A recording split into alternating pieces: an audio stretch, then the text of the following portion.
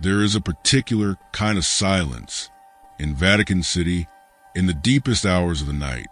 The tour groups have vanished, their chatter a distant memory. The great basilica is closed, its immense doors shut tight. The only light comes from the high, lonely street lamps, casting long, dramatic shadows that stretch across the empty piazza like grasping fingers. In this absolute stillness, something shifts. It's as if the very stones begin to breathe. They exhale memory. This is when history stops being a story in a book and becomes a presence in the air.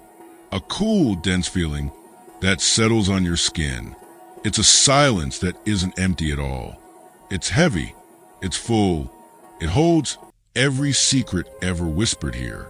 Every decision made behind closed doors. Every truth deemed too fragile for daylight. And within that vast, curated quiet, there is one silence nested inside another. A specific, deliberate, meticulously maintained silence surrounding a single violent act. A story never allowed to be told, but also never permitted to be forgotten. This is not a tale of ghosts. It's a story about what happens when an institution is forced to contain an event that contradicts its very image. Our story begins not with a gunshot, but with a profound, echoing quiet that followed it, a quiet that has lasted for decades. Think of history not as a river, but as a spotlight on a vast, dark stage. It illuminates certain figures, certain battles, certain speeches. We watch these illuminated moments and believe we understand the play. But what of everything left in the darkness? The forgotten meetings, the burned letters, the conversations never recorded? How does the spotlight decide where to shine? The common myth is of a shadowy cabal, burning inconvenient documents in a basement furnace. The reality is far more sophisticated and more powerful. It is not a furnace. It is a museum of memory. It operates on a principle of curation, not destruction. Its mission is preservation, but a very specific kind. It preserves the official narrative. It preserves evidence of heresy to define orthodoxy. It preserves challenges to its authority to demonstrate its victory. It is a system designed to manage the past, to frame it, to ensure it always supports the structure of the present. This is the concept of intentional forgetting. It is not amnesia. It is a conscious, careful filing away. An event is not denied. It is classified. It is given a reference number, placed in a box, stored on a shelf, in a climate-controlled room, surrounded by a labyrinth of procedure. The memory is not erased. It is entombed. The story we are chasing met this fate. It was deemed incompatible with the light, so it was gently removed from the historical stage and placed into the archival darkness. Its continued, quiet existence is not proof of a crude cover-up. It is proof of a calculation, and that calculation is the first real clue to understanding what truly happened and why it mattered so very, very much. So let us picture the event itself, though we may never know the names. Imagine a hallway or a private garden, a moment of mundane routine, shattered by sudden, brutal violence. A life ends. That is the raw, factual core. Now, envision what typically follows. The scandal on front pages, police tape cordoning the scene, reporters shouting questions, officials promising swift justice, biographies reprinted, eulogies given, in time a square renamed, a scholarship fund. The death becomes a paragraph, then a chapter in a public story. Now erase it, all of it. Let the police report be filed and never seen again. Let the newspapers carry no mention or a single cryptic line. An unfortunate incident. Let there be no official inquiry. No grieving public figure on the balcony. No marker. No memorial. No legacy. The person simply vanishes from the official record as if they had never existed.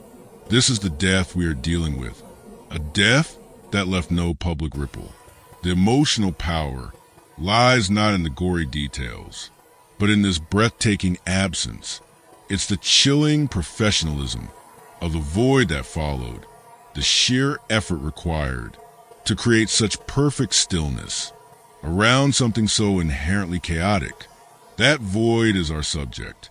It tells us this death was not just a crime, but a contaminant. And the institutional response was not justice, but quarantine. To understand that quarantine, we must understand why this death was seen as a pathogen.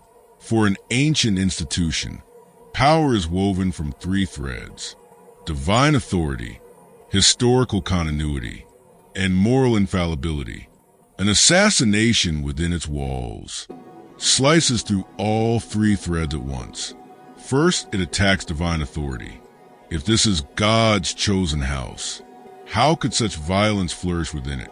It suggests an absence of protection, or worse, the divine sanction. Second, it shatters the illusion of seamless continuity.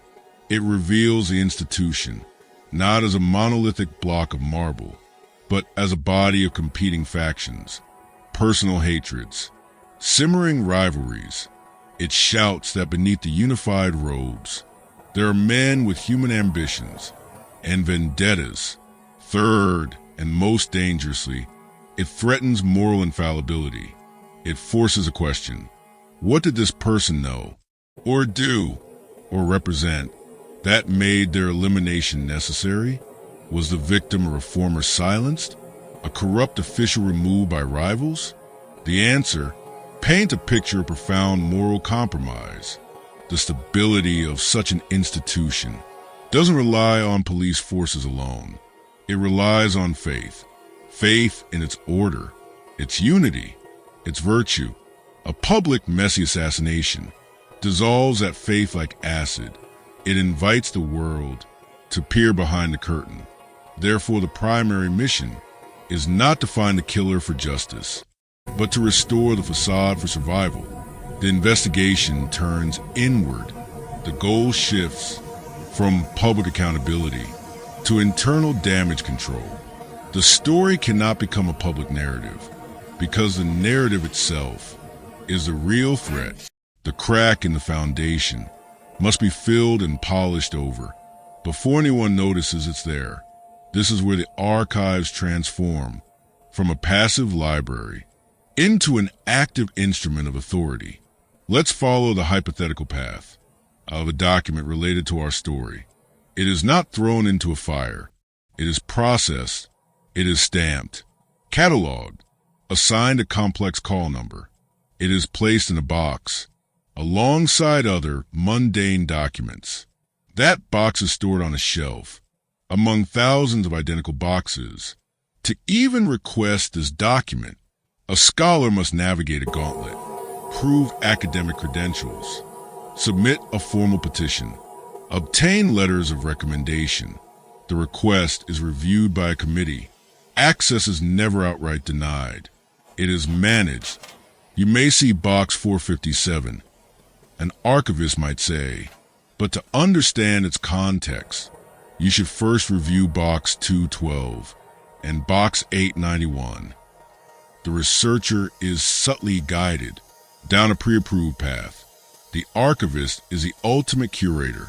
He controls the narrative, not by destroying the pieces, but by controlling the order in which you assemble the puzzle.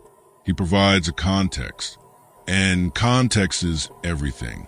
A single damning letter, framed by minutes from a benevolent meeting, can be made to look like an anomaly, a misunderstanding.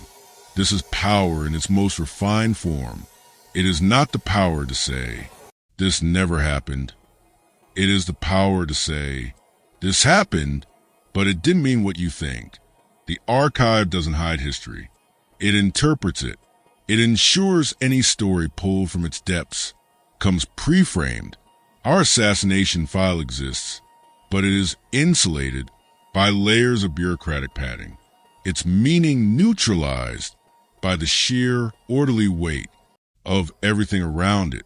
So we arrive at the core paradox, a story preserved in perfect detail, yet silenced in perpetuity. What are we to learn from this? The active maintained silence is the message. It is a monument, not to the event, but to the institution's response. That silence is a historical artifact, more eloquent than any parchment. It tells us the event's true weight. The archives hold wars, scandals, heresies. For our story to be treated with more caution, to be buried deeper, implies a vulnerability more profound than any external threat. This silence is a confession of fear. It admits that this death contained a truth so potentially destabilizing, the only safe place for it was in suspended animation, preserved but paralyzed, remembered but never recalled. By studying the contours of this silence, we can deduce the shape of the fear. Was it fear of exposing corruption? Fear of revealing a violent schism? Fear of confirming a betrayal? The silence holds the answer. It is not a void of information, but a vessel full of institutional anxiety. To the trained observer, the archival quiet screams. It says, "Here lies something that could unravel us. We have not destroyed it." Destruction is an admission of its power. Instead, we have imprisoned it in procedure, neutralized it with bureaucracy, hidden it in plain sight. We keep it to prove we conquered it. We will not discover the victim's name here. We will not unmask the assassin. Those details remain in the box, in the vault, in the silent heart of the archive, and, in a way, they have become irrelevant. This story has transcended its own facts. It is no longer about a murder. It is a blueprint for how power maintains itself. Across centuries, it demonstrates that the most powerful narratives are sometimes the ones never spoken. The most enduring control is exercised not over actions, but over memory itself. The locked file is a perfect symbol. It represents all the histories deemed too dangerous to live in a world, yet too valuable to die. So, as the imagined silence returns to you, let your curiosity shift. Don't just wonder about this story. Wonder about all the others. How many such boxes exist? How many stories sleep on those shelves, waiting in a quiet that is neither accidental nor benign, but deliberate and profound? They are waiting, not for a detective to solve them, but for us to understand what their very existence means. They are the shadow archive, the counter-narrative, the silent proof that history is not what happened, but what remains, and what is chosen every single day to be remembered